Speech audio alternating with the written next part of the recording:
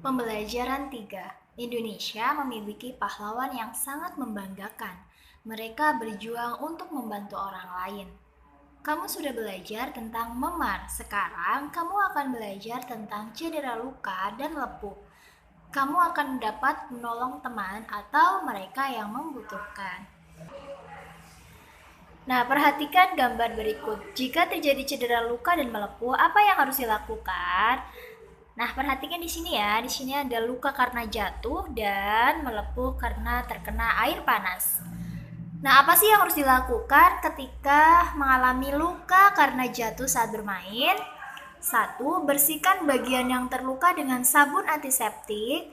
2. Tekan perlahan bagian luka dengan perban atau kain bersih. 3. Oleskan bagian luka dengan krim antiseptik. Kemudian, jika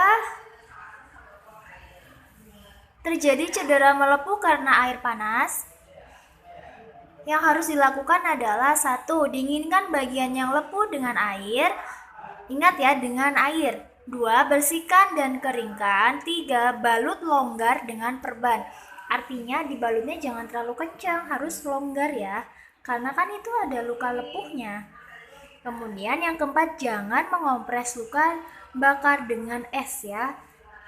Perhatikan ini, jangan mengompres dengan es, tapi dengan air saja. Nah, selain membantu orang lain, kerjasama adalah hal baik yang harus kita lakukan dalam kehidupan sehari-hari. Kini saatnya kamu dan temanmu bekerja sama untuk membuat loop atau kaca pembesar. Kaca pembesar ini dapat digunakan untuk membantu melihat objek yang sangat kecil, misalnya untuk membantu pekerjaan tukang jam. Nah, kali ini kalian akan melakukan percobaan ya. Jangan bosan-bosan dengan kegiatan percobaan. Karena dengan melakukan percobaan, kalian akan mengetahuinya. Nah, cara membuat loop atau kaca pembesar sederhana. Alat dan bahan yang dibutuhkan adalah 1. Kantong plastik bening atau botol bening dengan permukaan rata. 2. Air. 3. Kertas dengan tulisan-tulisan yang kecil. Nah, langkah kerjanya seperti apa? Isi kantong plastik dengan air, kemudian ikat kantong plastik, letakkan kertas di bawah kantong plastik, bandingkan tulisan asli dengan tulisan yang terlihat dari plastik, ulangi dengan kantong plastik berukuran 1/5 kali lebih besar atau lebih kecil, bandingkan hasilnya. Nah, setelah melakukan percobaan, kemudian apa perbedaan antara tulisan asli dan tulisan yang terlihat dari plastik? Diisi ya. Kemudian mengapa perbedaan itu terjadi? Apa kesimpulan yang dapat kamu temukan dari percobaan ini? Nah,